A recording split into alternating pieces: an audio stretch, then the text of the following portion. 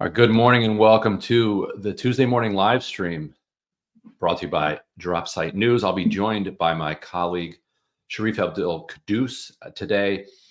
Some programming notes at 10 o'clock a.m. Representative Ro Khanna of California will be joining us to talk about a range of issues, but in particular, a letter that he has been circulating calling for the recognition of statehood for Palestine. He has collected so far 20 signatures and tells me that this act that he's taken may be the thing that's gotten him more blowback than anything he's done before as a lawmaker in Washington. We'll talk to him about who he has gotten to sign onto the letter so far, what kind of opposition he's faced, and where it will go from here. Before that, we'll be talking to Dr. Tahir Ahmad, who's actually joining us from Jerusalem, where he's working to help set up health centers in the West Bank. He previously has done a mission in Gaza. He is involved with the Palestinian American Medical Association, which works on evacuating people who are facing medical emergencies in Gaza and evacuating them to hospitals around the world.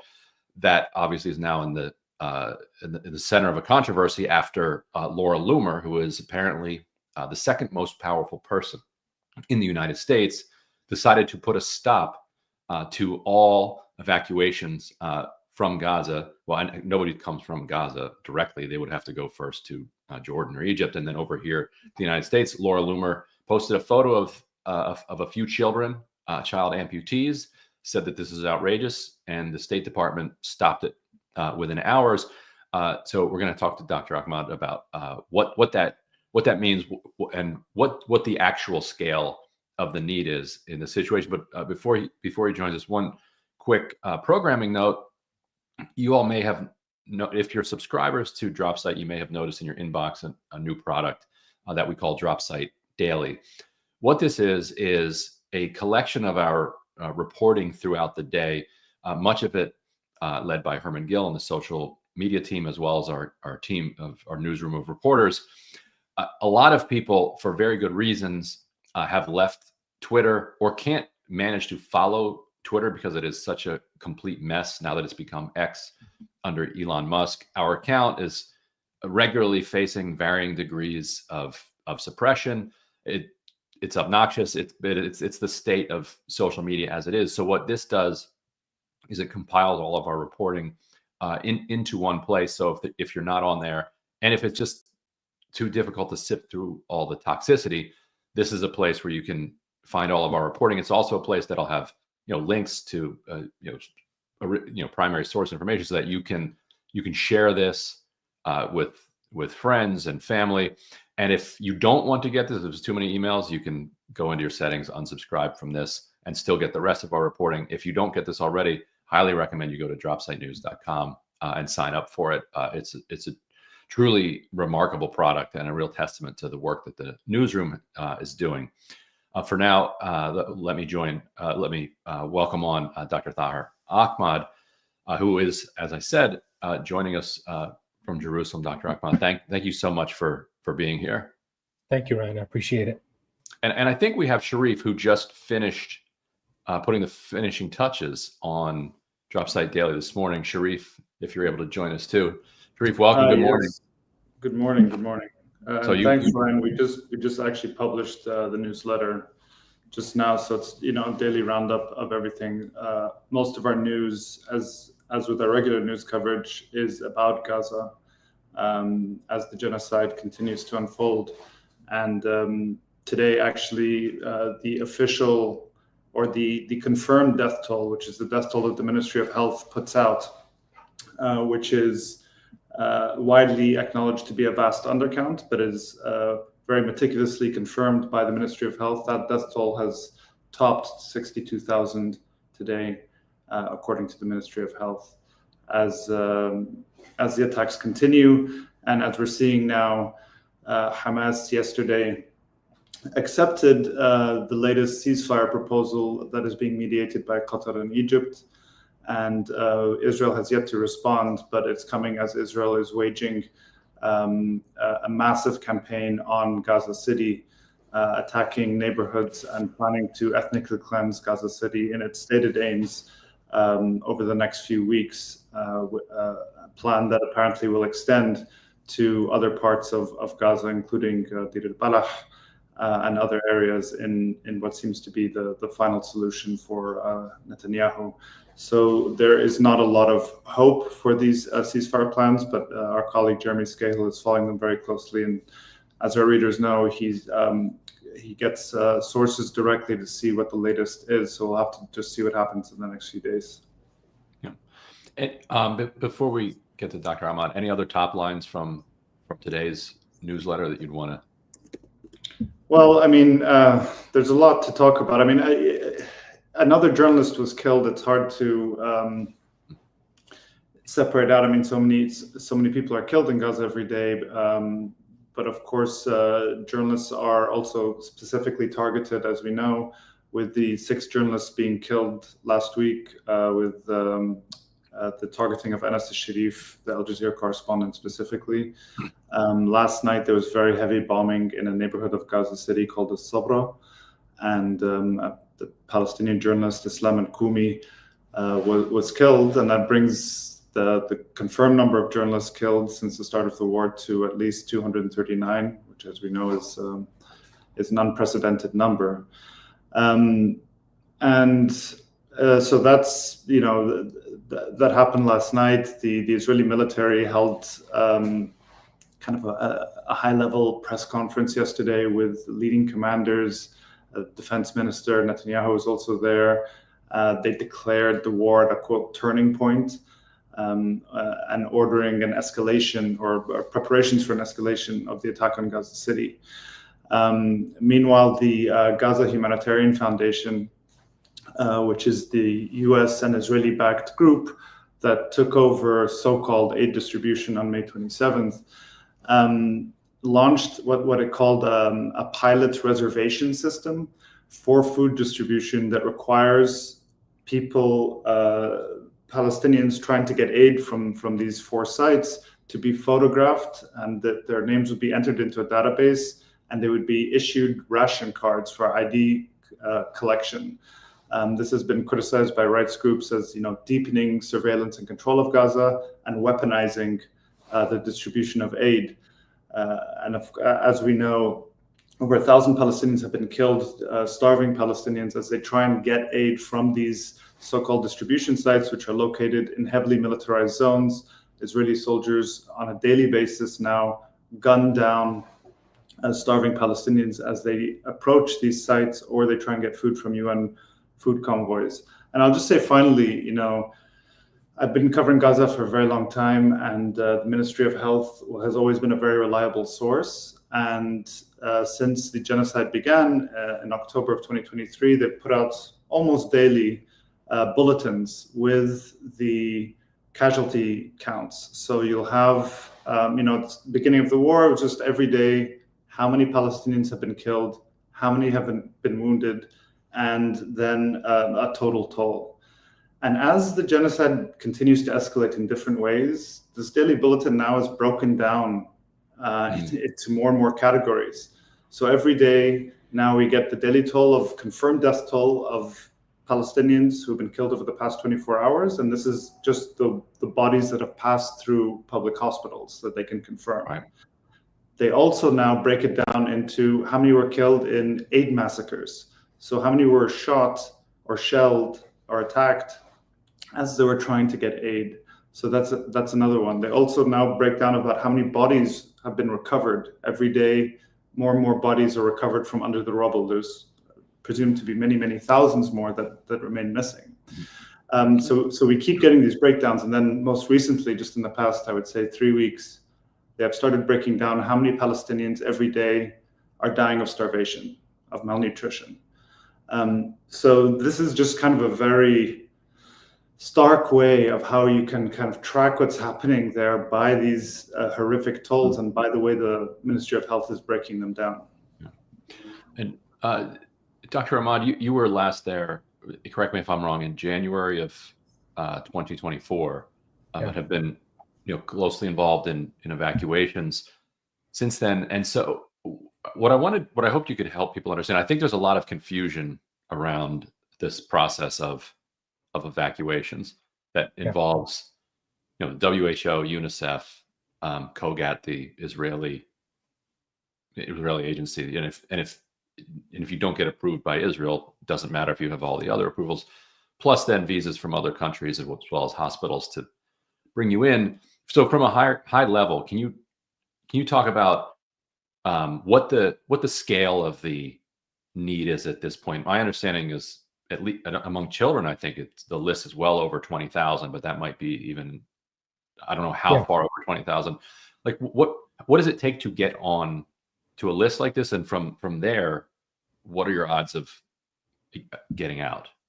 Yeah, I mean, I think it's important to first understand that before October 7th, there was a medical evacuation corridor that existed, where in 3-year span from 2019 to 2021, there were 285,000 Palestinians that utilized this system.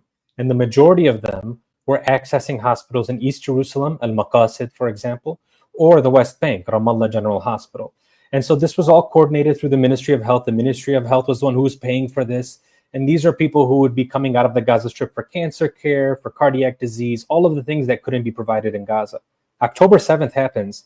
This system is totally shut down. Nobody is able to utilize this system anymore. And in fact, what's instead taken place, especially up until the Rafah border was closed, what you're seeing is the international NGO system start to play into this, working with the local Ministry of Health in Gaza and trying to figure out who is your most urgent and critical patients. So all of these other patients who would need to be evacuated in the first place, think about people who get diagnosed with stage 3 or stage 4 breast cancer, or children who have some sort of congenital anomaly that needs to have some sort of surgery repair. We're not talking about them anymore. Now we're talking about people who have either been injured in an airstrike, who need critical care immediately, or people who have some severe disease that you're talking about imminent death. So this new list that was developed in conjunction with the WHO, the international NGO system, and the local Ministry of Health was utilizing the Rafah border in order to get patients out. And in fact, we were having such a tough time with where do you go next after you get to Egypt, that many of these Palestinian medical evacuees were stuck in Egypt, not getting definitive care and really in terrible conditions because the Egyptian healthcare system couldn't accommodate the influx of patients that were coming in. And then on top of that, what suddenly happened was on May 6th, I believe, 2024, I was in Cairo at the time getting ready to enter Gaza again. The Israeli military seized the border of Rafah, shutting it down. And so suddenly we had no access for people to be able to get in with these medical missions and bringing specialists in or bringing people out from this medical evacuation list. And even then, it wasn't efficient. I don't want to pretend like that system was working. If you remember, there was a famous clip of a father at the Rafah border ripping up his son's medical evacuation order because he had died. And he was yelling at the camera. He said, "He's dead now. Are you happy? He's dead." He's just ripping it up. Obviously, it was very tragic, but that was not an uncommon story. And so this list started to pile up because of the inefficiencies around evacuations. And really, it's just the most critically ill folks. And what would happen is you're showing up to a hospital, you've somehow survived an airstrike, a tank shelling, and a ground invasion, or you are so sick with some sort of tumor that keeps growing and is destroying your organs that a doctor then says, okay, we need to get you on this list. And he submits it to the Ministry of Health. The Ministry of Health shares it with the WHO. And then you get put on this list. And then COGAT, the Israeli arm that decides whether or not you can get in or get out, says that this person can be approved. Well, as you know, the most likely person to get approved in this process would be children. And the problem was getting a companion to be approved has proven to be exceptionally difficult. Whether it was, if you were a male companion, it was almost unheard of to get you to be approved along with the child that needed to be evacuated. And we started relying on governments to actually intervene in this process, especially after the Rafah border was closed. And so we need the government of Ireland to say they're ready to take 12 patients and they take these patients off of the WHO list. Or Jordan would say we're ready to take in these 10 cancer cases in pediatric populations. And so on and so forth. So the U.S. Was not a major player in this by any means compared to other countries. We were seeing, obviously, Europe had an appetite, especially in recent weeks. Foreign Secretary David Lammy had made that sort of this announcement in front of the General Assembly saying, we're ready to recognize the state of Palestine. We also want to take in more kids. We want to take in more patients from Gaza, give them the medical care that they need, as well as Qatar and other countries like Malaysia, Jordan, of course, we mentioned, and Ireland, Italy, France. All of them have started taking in patients, but the U.S. was not a major player. I personally brought in a patient back in June of 2024 to the United States. And this was a local effort with the help of Senator Merkley in terms of getting the approvals. And I'll tell you one specific nuanced issue that people don't realize. Most children in the Gaza Strip don't have travel documents. In fact, there are, I'd say several 100,000 people that never have that never got a passport issued. Of course, they probably have an Israeli military ID card that was issued to them, but an actual passport, no. And in fact, getting to Egypt, you had to just get some sort of a paper that was certified that said, you're a Palestinian that lives in Gaza and you're crossing into Egypt for whatever reason. So this 6-year-old who had her leg blown off in Gaza City that I was going to be bringing to the Northwest Pacific coast, I don't want to say where she went to, obviously, given the circumstances. But she was able to get this hospital to say, we're ready to take you. The senator was able to intervene and get the State Department to say, yeah, as long as she shows up for an appointment in Cairo, we'll be able to grant her this visa to come over. But we didn't have a passport for her. And when the passport needed to be issued from the West Bank. And when we were talking to the West Bank about this, they're like, she needs to come over here. Like, we need to see her in person. So it was an incredibly arduous and bureaucratic process. And eventually we're able to climb those hurdles just in the nick of time, where she was able to be granted that visa. And the reason I mention her case is because her father had to remain in Gaza. Her father, who was also injured in this airstrike, had to be remaining in Gaza. So a lot of these people are getting evacuated. We're talking about families being separated. Even if the entire family gets out to Egypt, if they were, for example, to come to the United States, they're separated there. And this young girl and her mother had to travel to the United States to get this care that they needed. And they were able to get a 1-year visa from the State Department. And we were under the impression that if she needed to, she can get this visa renewed. And the problem is, what happens when these kids come to the United States through organizations like Heal Palestine or Palestinian Children's Relief Fund or some of these other US-based NGOs that are going through the regular processes, what we were doing, given the trauma, is we were asking the local community to show up and to meet them at the airport. Mm-hmm. And I think this right-wing troll on Twitter, X now, she saw the picture, and I was at one of these receptions. I think she saw the one at DFW in Dallas, and she also saw the one at SFO in San Francisco in the Bay Area. And what she's seeing these kids who are being wheeled in wheelchairs. They still got these metal external fixators on the outside of their legs. And the idea was the community shows up, we try to welcome them, we try to support what's a very tough process. I mean, these kids are absolutely traumatized through all of this. And for the Secretary of State to come out and suddenly say, we're going to revoke these visas. Well, first of all, it was really hard to get a visa in the first place. Heal Palestine, the organization that Rubio mentions specifically, and Loomer tries to connect somehow to, to whatever group she tries to connect them to. They are a group that have been able to secure 70 kids in 22 months.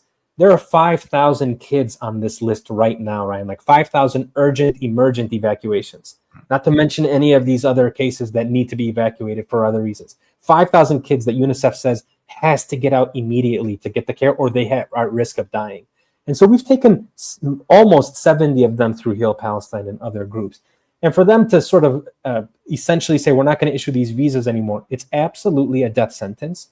And it's a death sentence by a Secretary of State that's clearly been sidelined by this administration, right? I mean, he's not the one that's in Rome negotiating between the Russians and the Ukrainians. He's not the one talking to the Qataris or the Egyptians. Instead, he's here talking about revoking humanitarian visas for 5-year-olds and their adult companions, or, their family members, if their family members are still alive. And the last thing I'll say about this, just so people understand the scale of the tragedy. Do you remember that girl that was sifting through the flames that survived as her entire family burned to death?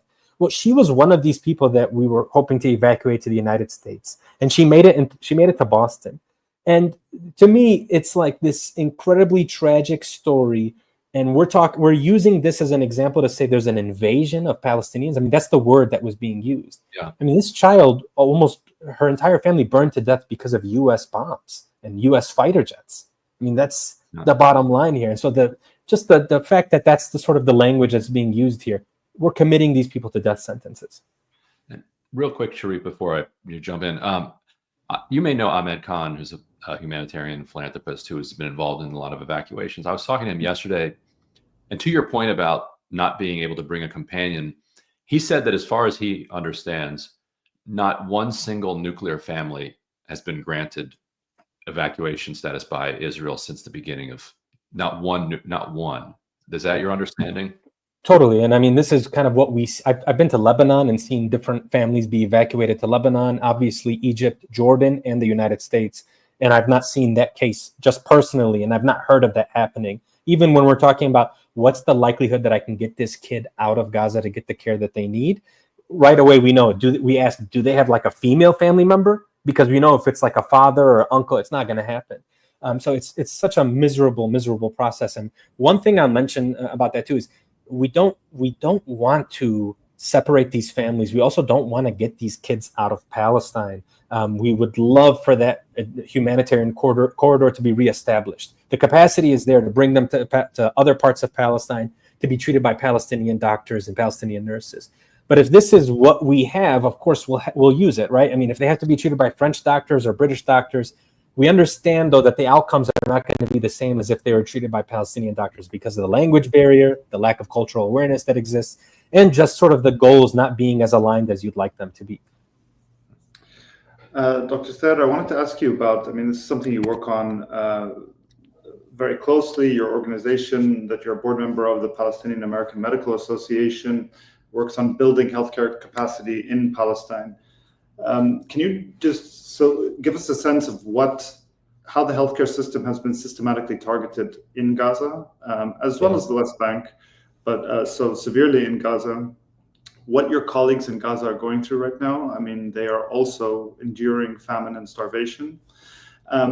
And just briefly, the ability for volunteer doctors such as yourself to be able to go work and volunteer in Gaza is becoming more and more difficult. You yourself were blocked from entering, I believe, in March of this year, a trend that is increasing and that we reported on, if you can explain that. And also OCHA, the UN agency, issued a statement just earlier this month calling on Israeli authorities to rescind some new requirements for all NGOs working in Palestine that they first published in March, that is severely hampering how these organizations can work.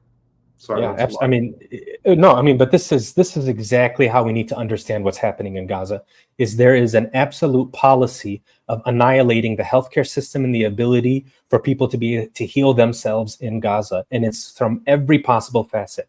The actual structural infrastructure is being bombed, raided, destroyed from the inside by Israeli soldiers as they're sieging these hospitals. We've seen it take place at Al Ahli Hospital. We saw what happened to Shifa. We saw it at European Gaza Hospital, just to name a few of the 36 hospitals that we talk about. We also saw the detonation of the Turkish Friendship Hospital, the only cancer hospital in Gaza. Yeah, you can get cancer care at some of these other hospitals, but the Turkish hospital, Friendship Hospital, which had made strides in chemotherapy and cancer care, they literally charged it and detonated the entire building. It was a demolition.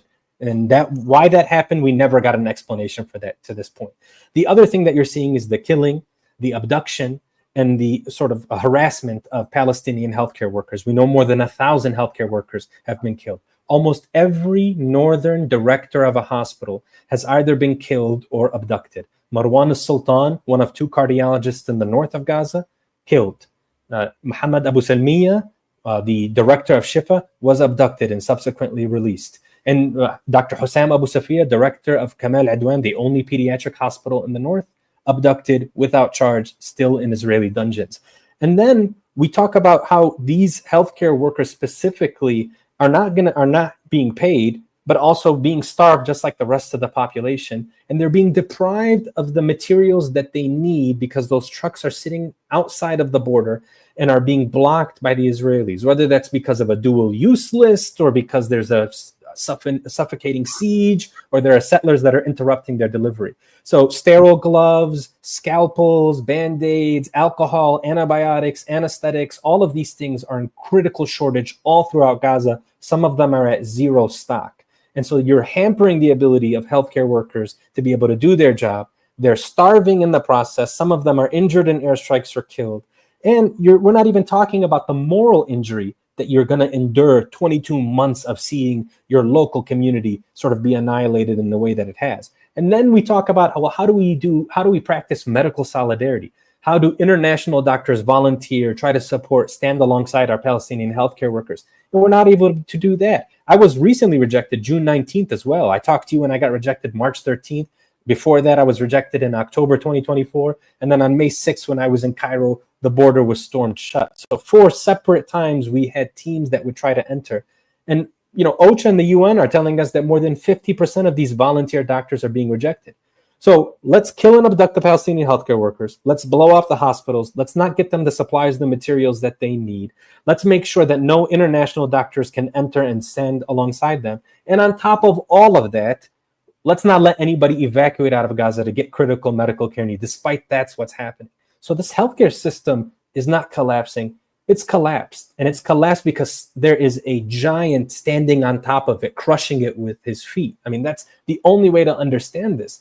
And so, this is a very sort of targeted campaign to attack life in Gaza. And you can say the same thing about water infrastructure. You can say the same thing about shelter. You can say the same thing about food security, which we kind of touched on with the starvation. And you can say the same thing about agricultural land. I mean, you can just take a look at the maps of Gaza. And when you're thinking about it from a public health perspective and an emergency response perspective, you realize that it's impossible to sustain life in Gaza at the current pace that we're having. And so, I mean, do I hope that there's a ceasefire at play here? Absolutely. I hope that tomorrow it can be implemented.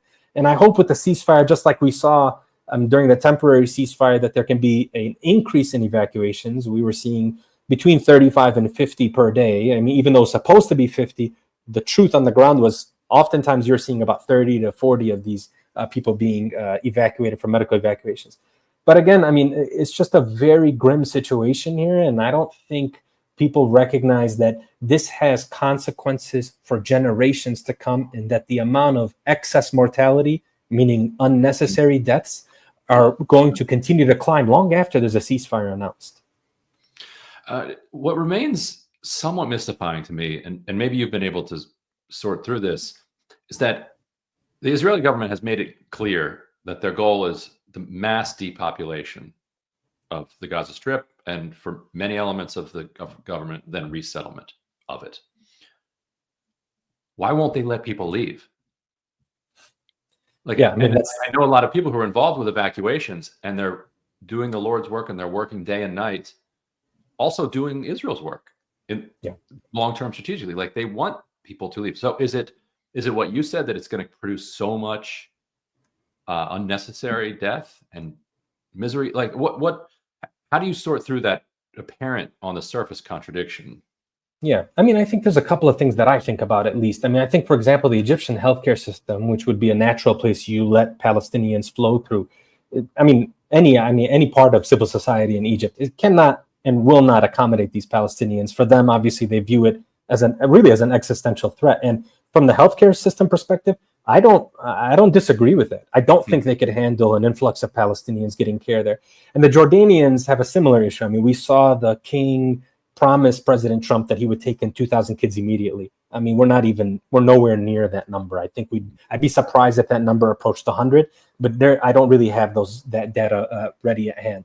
And so the other part of this is, well, who's going to accept this? And one last thing I'll say is, the Irish, for example, their government had agreed to take in 20-some families.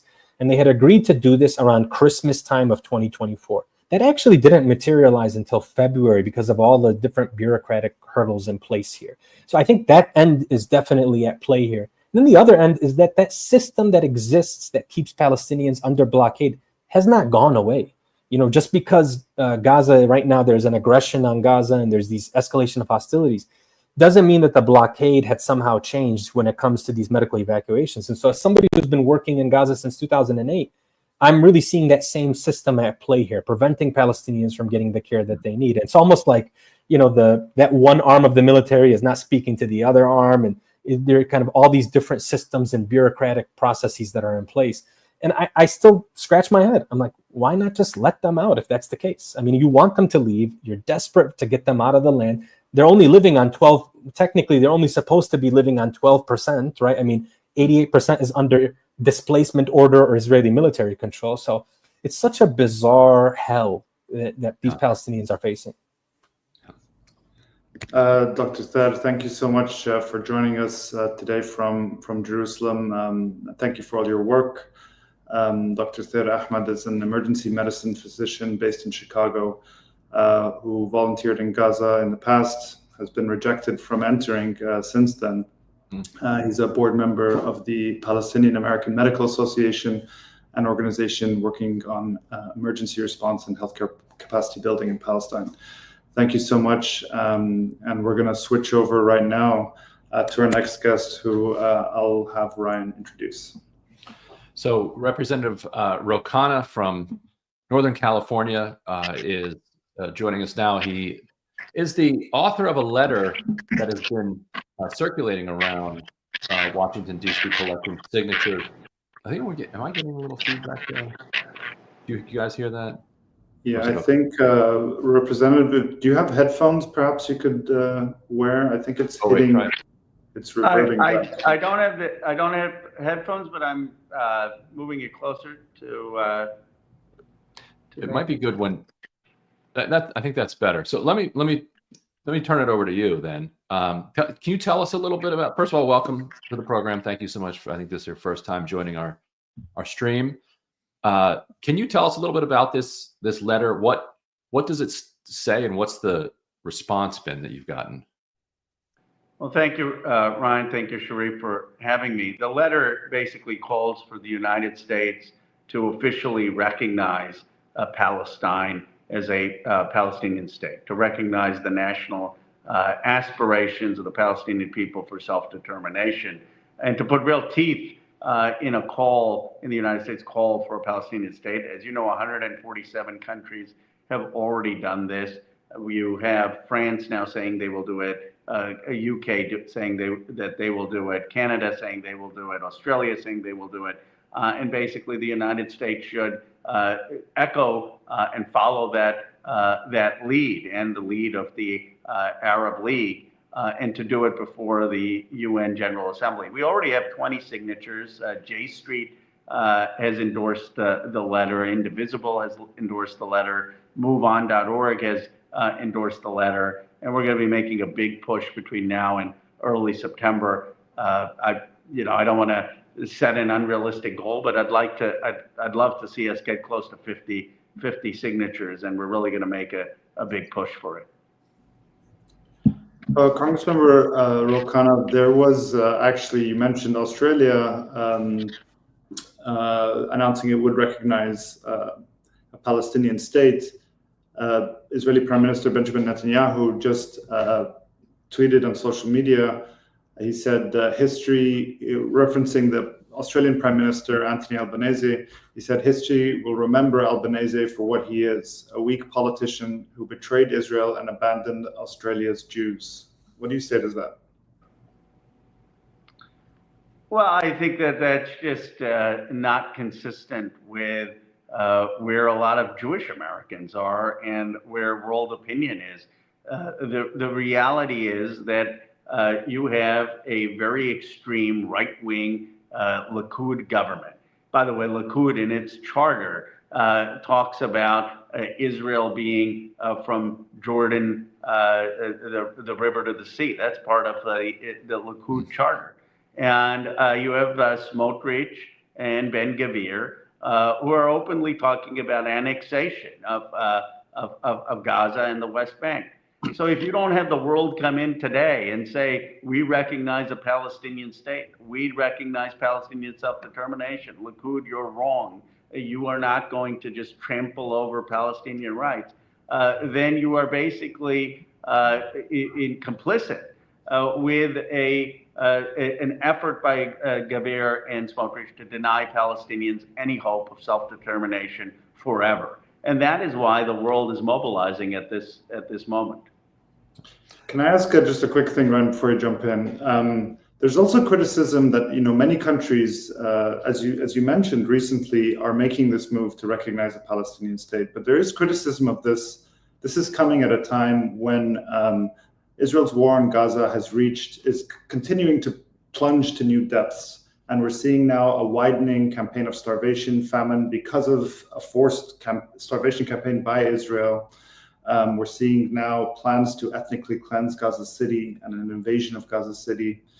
And this has prompted mostly Western European countries to say, okay, we're going to announce that we're going to recognize Palestinian statehood. The criticism of this is that this is, while a welcome move, I think, a largely symbolic one. Meanwhile, the relationship with Israel that matters, the selling of weapons, the buying of weapons, trade continues, and the genocide continues. And also the fact of recognizing statehood should not be a trading card and should not be a political threat for them to stop doing something else illegal. So what would you say to those criticisms about these moves that are coming at this time when the war on Gaza is where it is? Well, first of all, what's going on is horrific with the man-made starvation of women and children with the ongoing bombing. And certainly the recognition of a Palestinian state is not sufficient, nor is it urgent enough. We need to stop providing military weapons that are being used to kill civilians to Israel and to the Netanyahu government. And that is why I not only supported Senator Sanders' two resolutions, both resolutions in the Senate. I have co-sponsored Delia Ramirez's Stop the Bombs Act in the House of Representatives, which basically would say, stop giving Netanyahu the weapons that they're using to kill civilians. And we need to be taking every legal, moral, political action to stop the killing, to stop the starvation.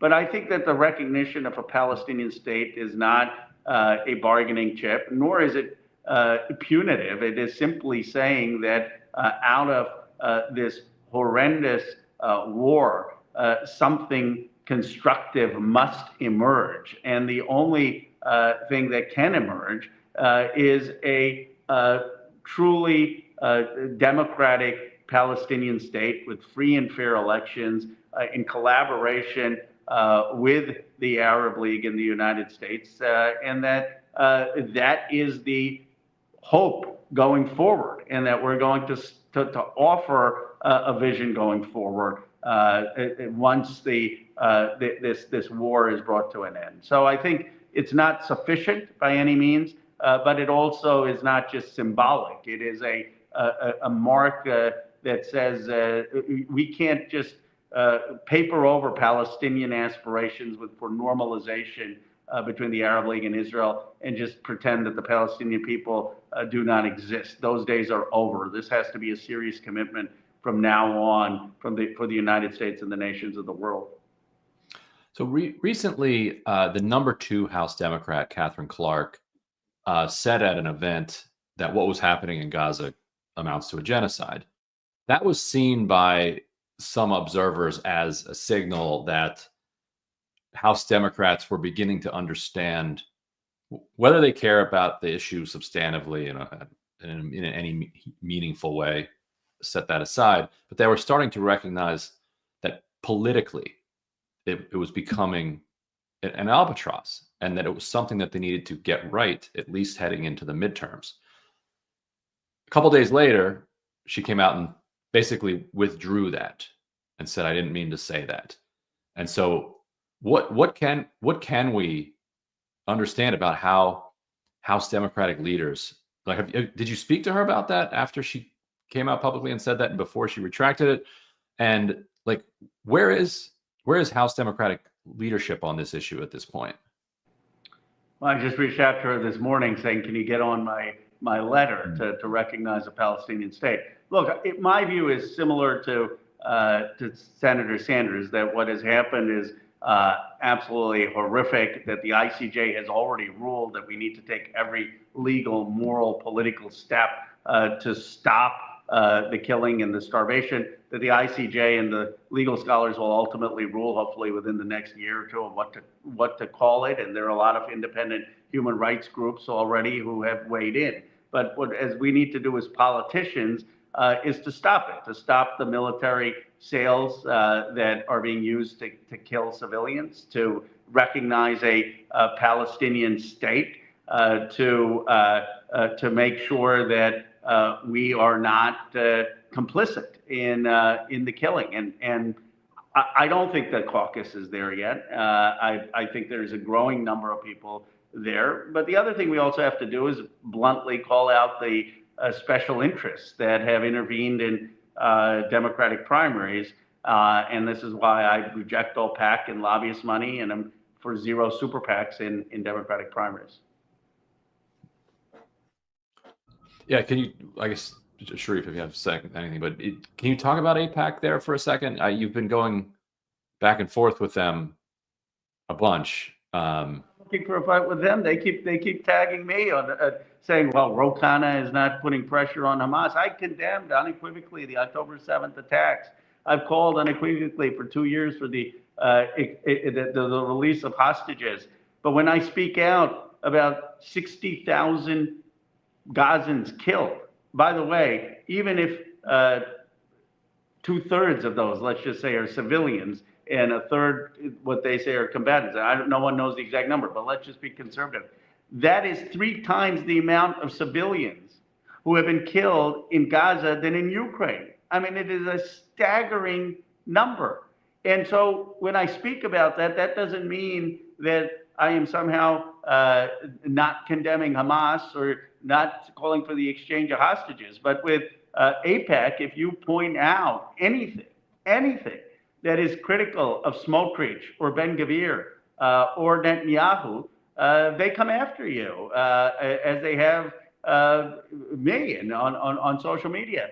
And my question to them has been, tell me one thing you have said critical of Smotrich or Ben-Gvir or Netanyahu. And they have not answered that question yet. But look, there's fear in among some of my colleagues about what these groups can do. They spend millions of dollars. They took out my friend Jamal Bowman. They took out Representative Cori Bush. They came after Summer Lee. You know, there's a sense of, well, do we really want to be targeted? But the tides are changing, and they're not now in the same position that they were even a year ago. But I think for a lot of people, it's not changing fast enough. So you know, you've been discussed openly as kind of a potential 2028 presidential candidate, and of those presidential candidates, I'd say that you're probably kind of the most outspoken in your criticism of what Israel's doing in Gaza, and the most willing to push back on the sale of some weapons. But nobody yet in that conversation is kind of going all the way to a Zohran Mamdani position, which would say it's apartheid, it's genocide, stop all weapons sales, and frankly, everyone in Israel should have equal rights. That position doesn't seem to have anybody carrying the mantle yet. Why aren't you all the way there yet? And do you think there is space for that in the Democratic Party?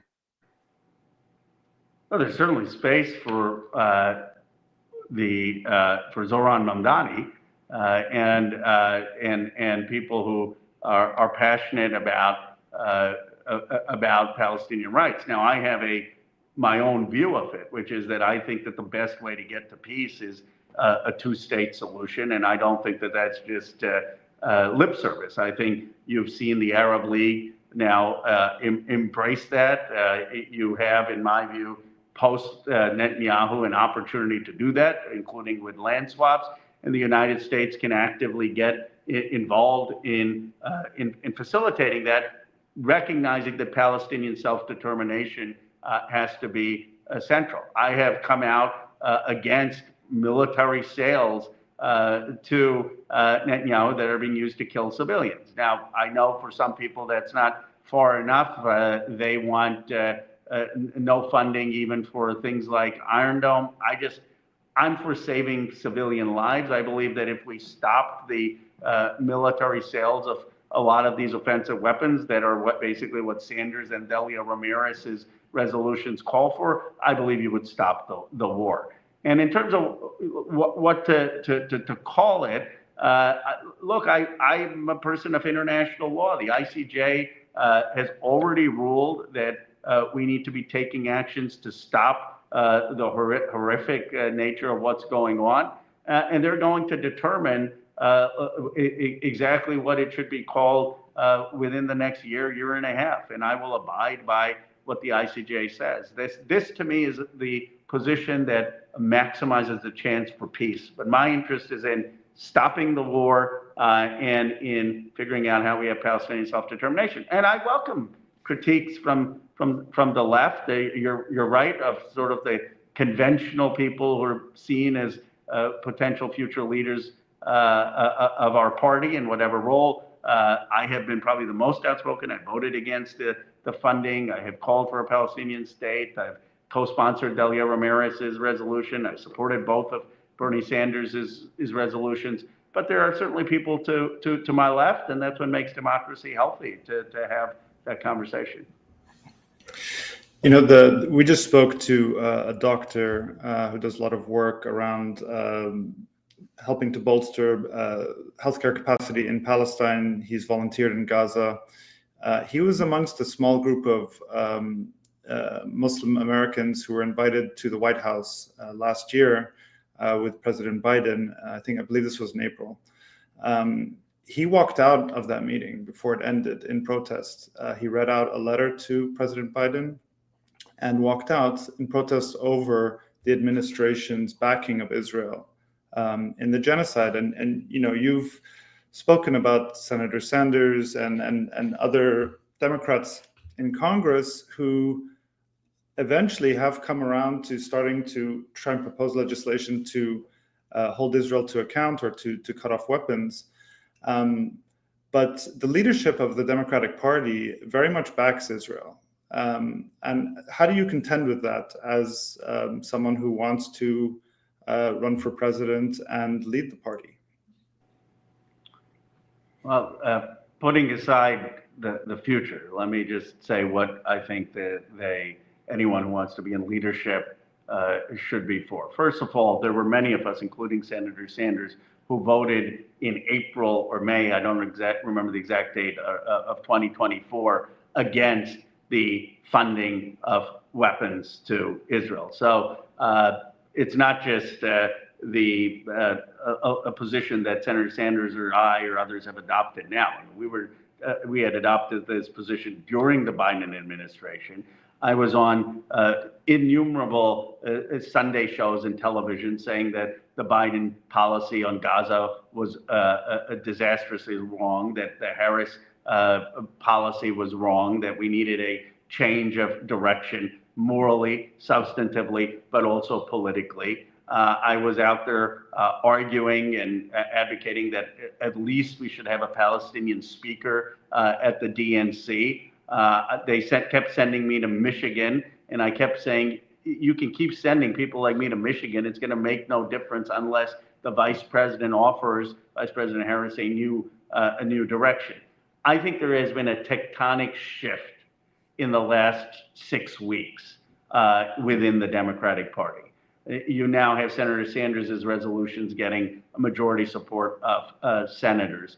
You now have an understanding that what Netanyahu has done and the current Likud party, what they are doing is denying the self-determination of the Palestinian people, as mass starvation, is horrific, and needs to be unequivocally condemned, that there needs to be conditionality to any of the arms sales going forward, that there needs to be a real commitment to a Palestinian state. And I believe that that is a position that can get certainly majority support amongst Democratic voters and Democratic activists. Now, it is not an easy position. You would think that more people who are rumored as future contenders for leadership of our party within the House, the Senate, whether they're going to run for president, would take this position. But they know that they will incur the wrath of some very powerful donors in our party, and they will incur the wrath of certain people in the foreign policy establishment. And so they either choose the easy path, which is just not to say anything, or the conventional path. I believe this is going to be a fault line in future races, and people are going to be judged by it. And some people may find that my two-state approach is not the best one, and they should be free to throw their hat in the ring for whatever positions and articulate their view. I do believe that the position I'm holding is our best chance to actually have Palestinian self-determination peace and is achievable in the next few years. I know you have to go in a moment, but wanted to run through the members that you've gotten so far and also get a sense of where you think it'll go next. So you have Becca Balint, who's the Congresswoman from Vermont, I believe Jewish. Andre Carson, Muslim member from Indianapolis, right? Who's been very outspoken critic of Israel for a while. Greg Casar and Maxwell Frost. Interesting, as both of them had complicated primary races in 2022 that involved DMFI and pro-Israel organizations. They won, and now are putting themselves on this letter. Lloyd Doggett from Austin, Veronica Escobar, where's she? El Paso, I think. Chuy Garcia from Chicago, Al Green from Texas, Jared Huffman, your California colleague, Pramila Jayapal, former chair of the Progressive Caucus, Hank Johnson from Georgia, Stephen Lynch from Massachusetts, Betty McCollum from Minneapolis, who's led on a lot of these letters and on this issue. James McGovern, Shelley Pingree from Maine, Mark Pocan, Wisconsin, Jan Schakowsky, who's retiring in Chicago, also Jewish, Nydia Velasquez and Bonnie Watson-Coleman from New Jersey. So those are the signers so far. I guess the most obvious ones that jump out, none of the four squad members, nor Summer Lee, nor Delia Ramirez, are on that. Did they think it doesn't go far enough? Where have you spoken with Rashida Tlaib, Ilhan Omar, and others about this? I have.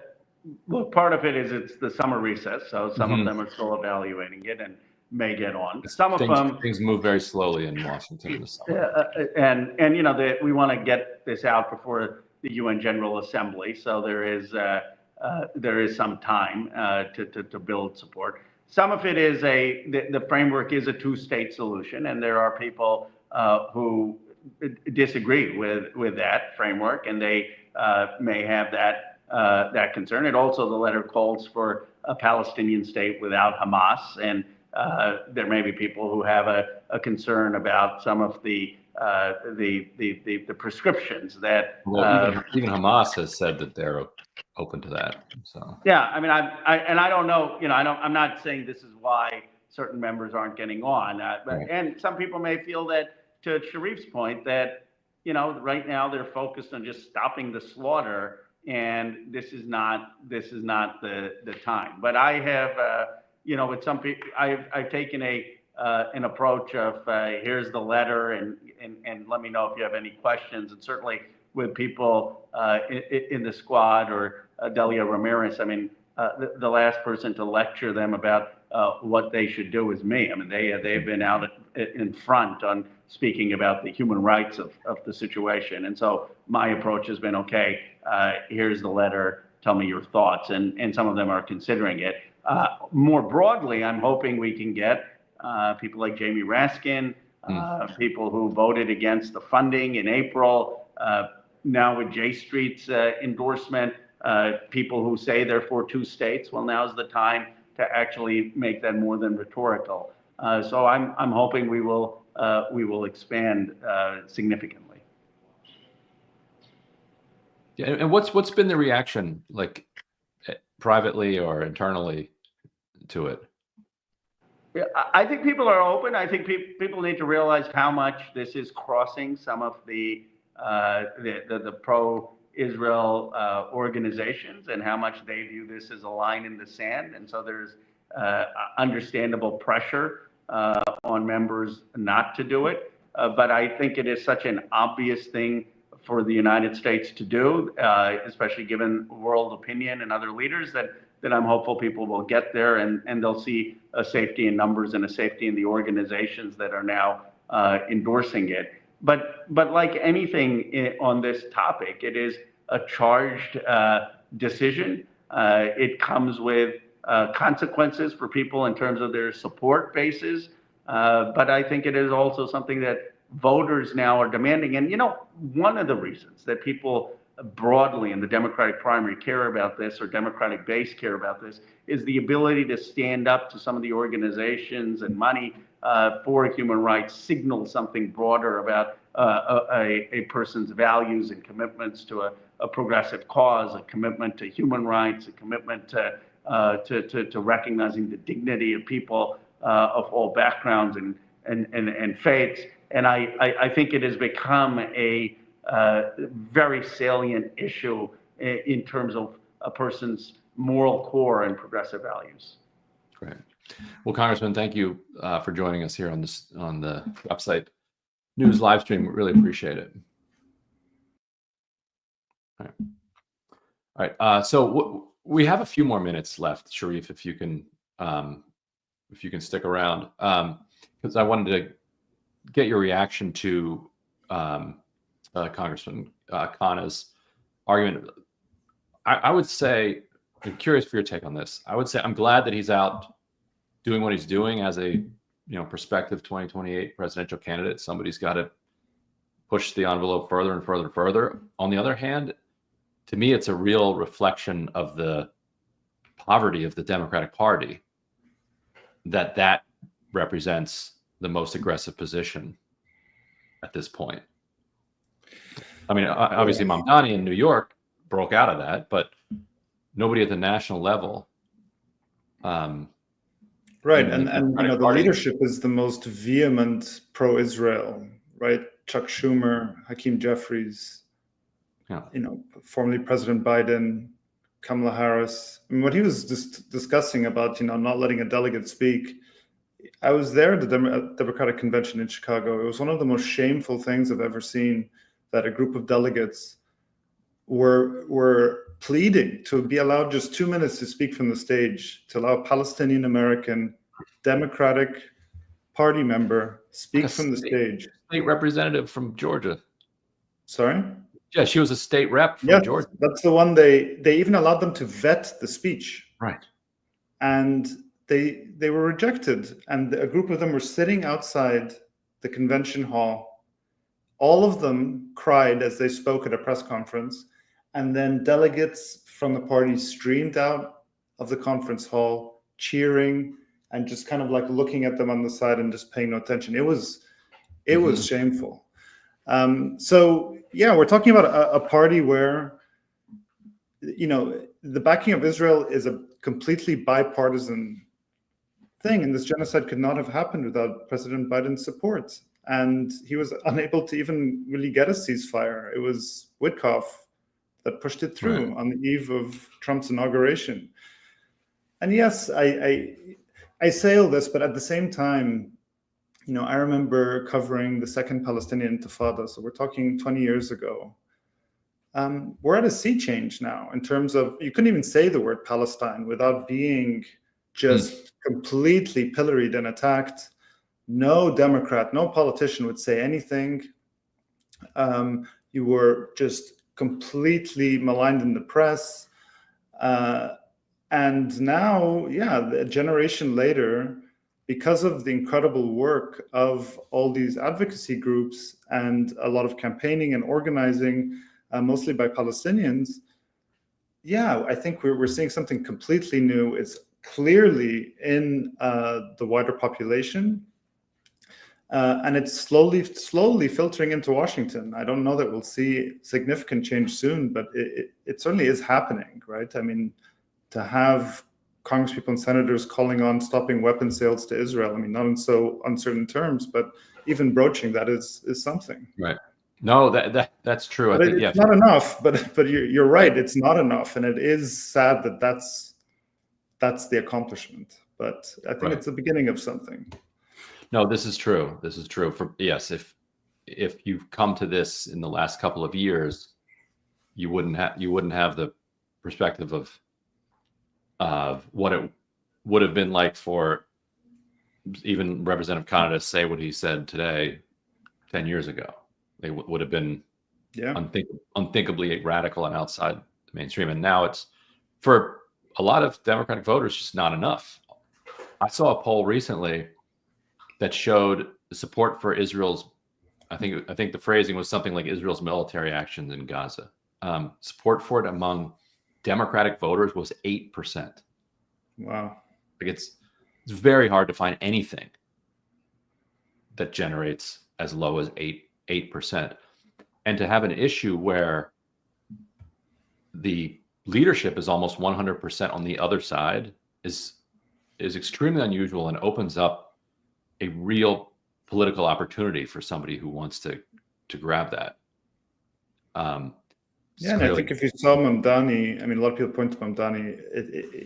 It's a mayor of a city, so it's a much smaller thing we're talking about, but it's the biggest city in America with the biggest Jewish population. And during the mayoral debate, they thought they had him when they said, "Would you go to Israel?" And he said no.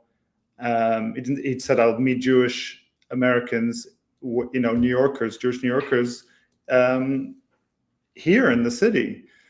And they went off on playing this clip and really trying to, and he creamed all of them in the election. He didn't just win; he won by a landslide.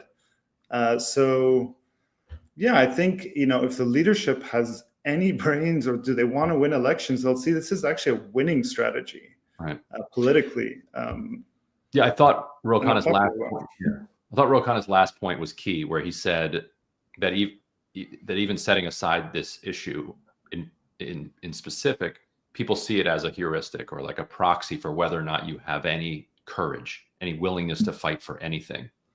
Ta-Nehisi Coates put it well, where he said that how can voters expect Democrats to stand up for democracy if they won't draw the line at genocide?